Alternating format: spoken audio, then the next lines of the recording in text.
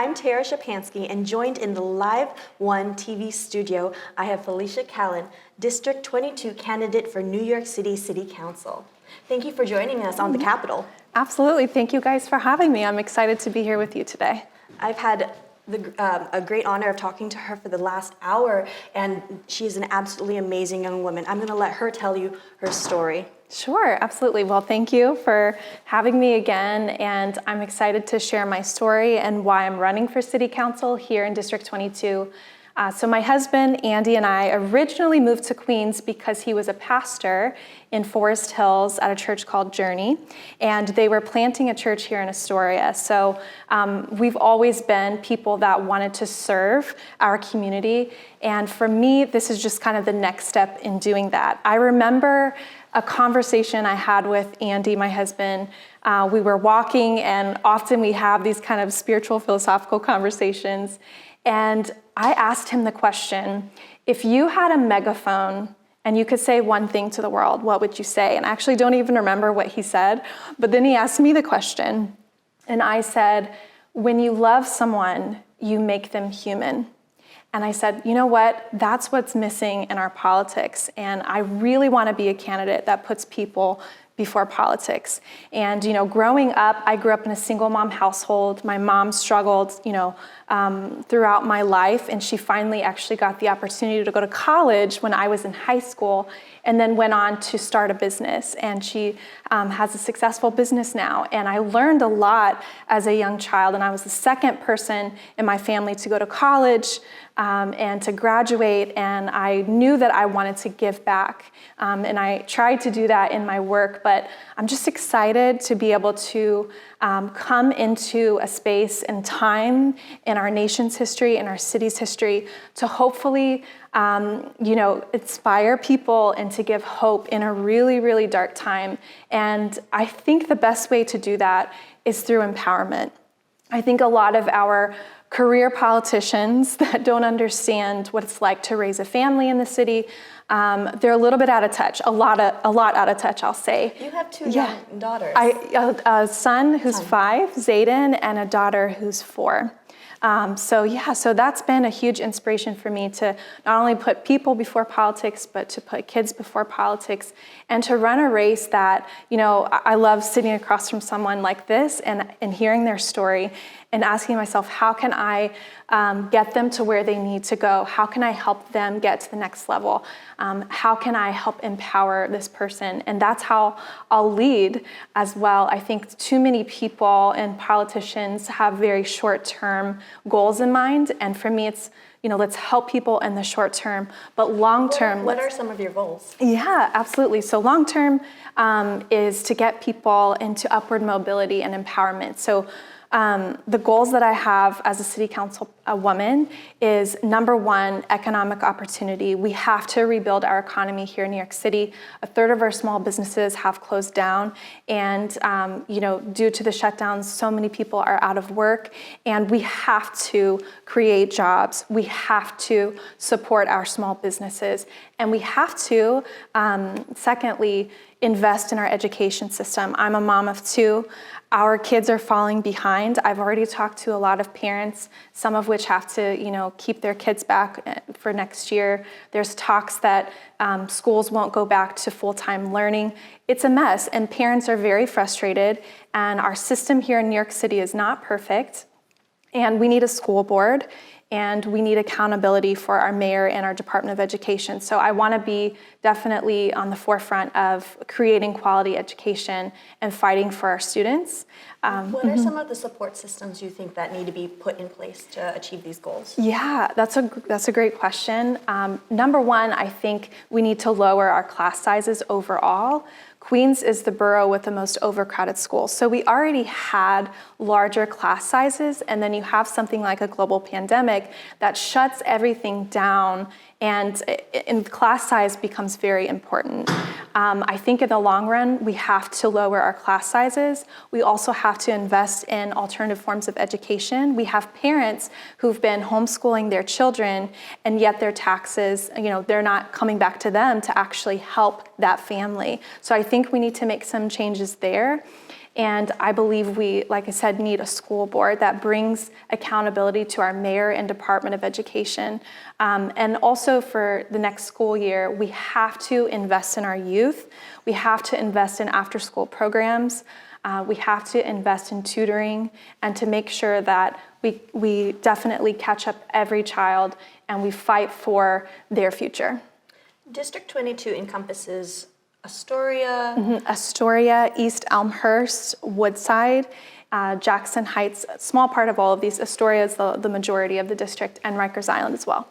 One of the things that's really unique about Queens, you have the most languages that are spoken in this single borough. Yeah, it's beautiful. More than in all of New York City, actually, I believe in the whole U.S. and if not the world. Yeah. With such a diversity that's here, how do you feel like within the community, with the division that's going on, how can we unify? That's a great question. You know, Queens is so diverse, and a lot of those people, they come from all over the world. And usually a lot of the people here, we have like Egyptian, Moroccan, Greek, some beautiful cultures and beautiful people. And a lot of these people are actually entrepreneurs. And that's the exciting thing for me. I actually, in my past life, I worked as the VP of a company that incubates social enterprises. We have a lot of creative people, we have a lot of diversity, and my goal is to empower that and to help small businesses. So I think a way we can bring that together, I have a lot of ideas. One of the ideas I have is attached to my office. I actually want to have a space that local entrepreneurs can use, that community organizations can use, that people coming from other countries that want to start businesses can use the space. And this is kind of a fun little idea I have as well, that we would bring the community in to hear stories of entrepreneurs and to be able to support through while also helping our small businesses. Our food business, we would have like a dinner. We would hear stories. Food is a great unifier. Food is a great unifier. And there's good food here from all over. We would hear stories of local entrepreneurs, people who've come to Queens, and then we'd be able to support small businesses, and we'd also be able to provide a fund for local entrepreneurship.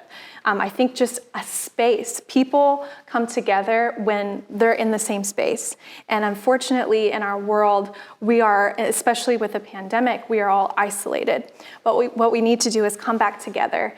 And what a better way than to come together with food and celebrate different cultures. We can have food from, Greece and Egyptian food, and come together and hear the stories of what's happening in our city and be inspired and support local entrepreneurship. This is a great neighborhood. This is a great community, and people just need to be empowered, and we need to hear those stories.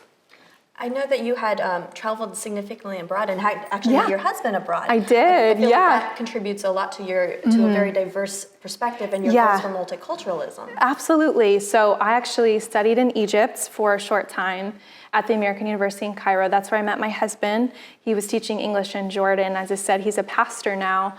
And that definitely has given us a perspective, I think, to understand different people in our neighborhood.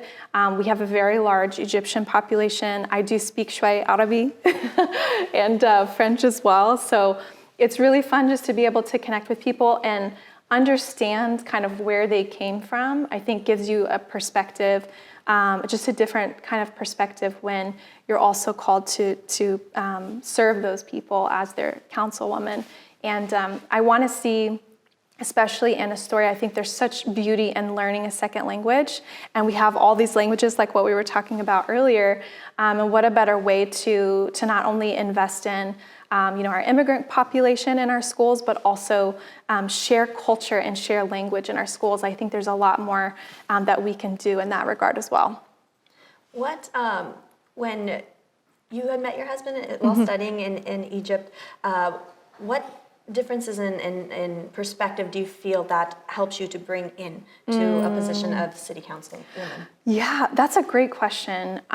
Just studying abroad in general, getting out of your comfort zone when you travel, I think as a woman candidate, as a mother, running for office is a lot about getting out of your comfort zone and putting yourself out there. And so I think when you put yourself in situations where you've done that before, you're a little bit more comfortable stepping up to the challenge. So I think that really helped me personally.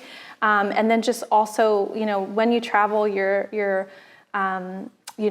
learning about other cultures, you're meeting people, not just from that country, but from all over the world who've come together in the same space, kind of, on the same journey.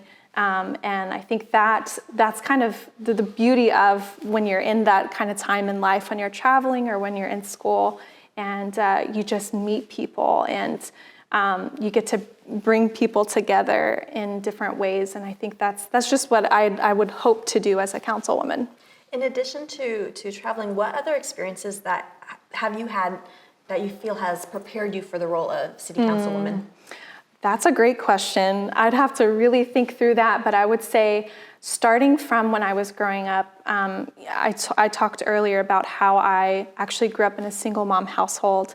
And also my father was kind of in and out of my life, and he also suffered with addiction. And I have since regained a relationship with him, but there's a lot of talk in our city, especially with my opponents, Tiffany Kalan, some of the other candidates running, of completely ending the carceral system, doing a lot of legislation that I hope has good intent, but I see a completely different outcome for it. And I think because I understand how addiction works, being, the daughter of someone who suffered with addiction, and I think I just offer a real world experience versus kind of this ideology that hasn't been truly worked out. And I think that I hope to be someone who leads with common sense and compassion. Felicia, how can we help to support mental health issues within our school systems? Yeah, that's a great question, because a lot of our kids have suffered so much with the pandemic and the shutdowns, being at school, sometimes, and being at home a lot of times. So number one, we have to invest in having counselors in our schools. Not every school has a counselor, and we're gonna have to change that and bring mental health services into our schools for our children and also for our parents.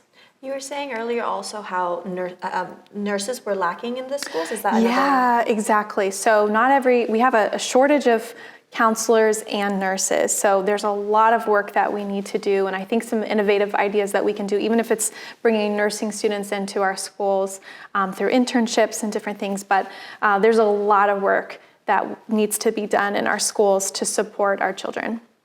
We've covered so much with how your passion and compassion for people before politics, with supporting mental health within the school and the communities, also the multiculturalism and diversity within Queens itself. How can people support you? What's your website, and how can they contact you? Thank you for asking that. So if you guys want to reach out to me, I would love to have personal conversation with you. We always need volunteers.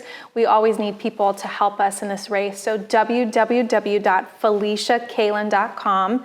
You can actually contact us through the website and get involved. And I also just want to share that it's so important for you to get involved in local politics. And if you haven't ever helped with a campaign, I would love for you to start with mine. And I would love to work with you. Thank you, Felicia. Thank you for having me. I appreciate it.